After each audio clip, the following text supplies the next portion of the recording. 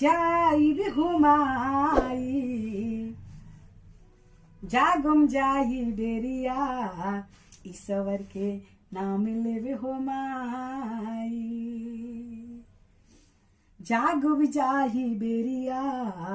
ईश्वर के नाम लेवे हो माई खिल में न कबहू भुलाइब हो माई खेल में न कबहू भुलाइब हो माई पापा जी से कह के ड्रेस बनवाई दो कॉपी किताब लेत किनवाई दो खेल में न कबहू खेल में न कबहू भुलाइब हो माई जागब जाही बेरिया ईश्वर के नाम लेवे हो माई ओही से कुलिया के पाका के मकान बा लड़ी का पढ़ावे पे सरकार के ध्यान बा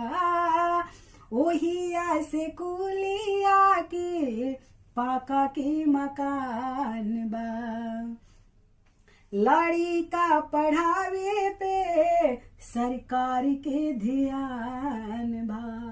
भले आधी रोटी